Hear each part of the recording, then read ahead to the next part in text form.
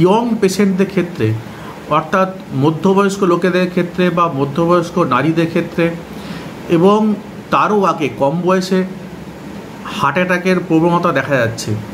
Heart attack বলতে আমরা কি বুঝি? আমাদের যে হার্টের 3টে রক্ত সঞ্চালনকারী ধমনী আছে, মানে যে 3টে ধমনী দিয়ে হার্টের নিজস্ব রক্ত সঞ্চালন হয়, সেই 3টে ধমনীর আংশিক বা পুরোপুরি বন্ধ হয়ে গিয়ে রক্ত সঞ্চালন আংশিক বা পুরোপুরি বন্ধ হয়ে গেলে সেটাকে আমাদের ডাক্তারি পরিভাষায় হার্ট অ্যাটাক বলে।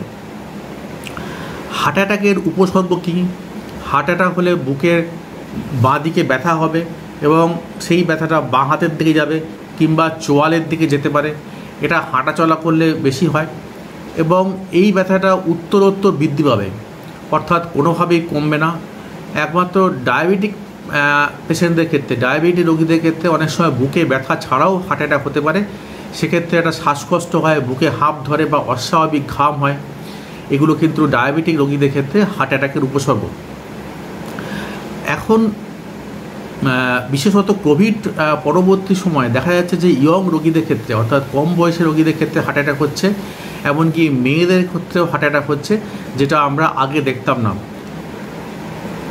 তো এটা কেন হচ্ছে এবং এটা কি প্রতিকার জানতে হলে আমাদের জানতে হবে যে হার্ট অ্যাটাকের রিস্ক ফ্যাক্টরগুলো কী কী। একটা হচ্ছে যে বংশে 50 বছরের নিচে কোনো রোগীর হার্ট অ্যাটাক হওয়ার হিস্ট্রি, অর্থাৎ কারোর যদি বংশে বাবা দাদা বা দাদু দিদার ক্ষেত্রে 50 বছর বয়সে কমে কারোর হার্ট অ্যাটাক কোনো সময় হয়ে থাকে, তাহলে কিন্তু সেই বংশের পরবর্তী সময়ে অন্যান্য লোকেদের কিন্তু কম বয়সে হার্ট অ্যাটাক হতে পারে।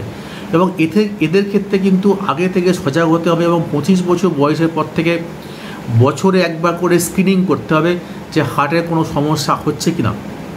স্ক্রিনিং মানে কি? একটা ইসিজি করতে হবে, একটা ইকো করতে হবে এবং যদি কোনো উপসর্গ থাকে, মানে বুকে ব্যথা হয়, সেক্ষেত্রে ইসিজি বা ইকোতে কোনো রকম খারাপ চিহ্ন না পাওয়া গেলে বা খারাপ উপসর্গ না পাওয়া গেলে ট্রেডমিল টেস্ট করে দেখতে হবে।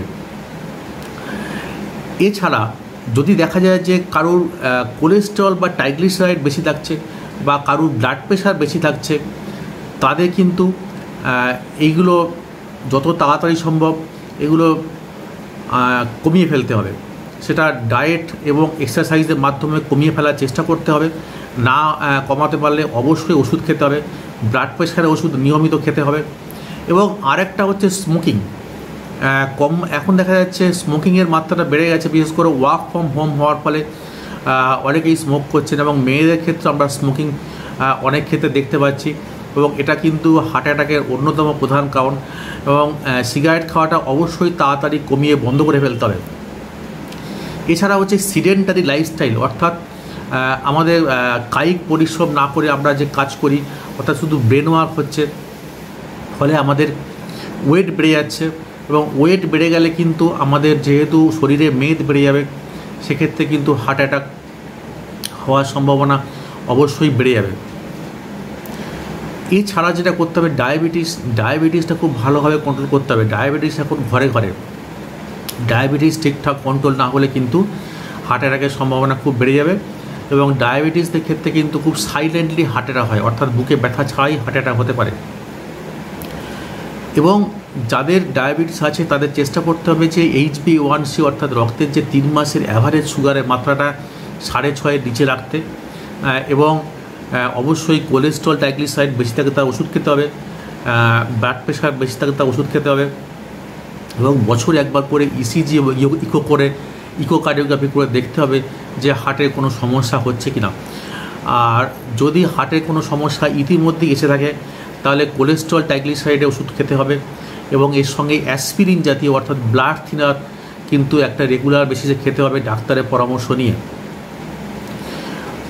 তাহলে আমরা কি বললাম যে যদি বংশ পরম্পরায় কারোর হার্ট অ্যাটাকের হিস্ট্রি থাকে, অর্থাৎ তার বাবা দাদা দিদা বা অন্য কারোর 50 বছরের নিচে হার্ট অ্যাটাকের হিস্ট্রি থাকে, তাহলে কিন্তু 25 বছর থেকে হার্টের স্ক্রিনিং অর্থাৎ হার্টের চেক আপ প্রত্যেক বছরে করতে হবে।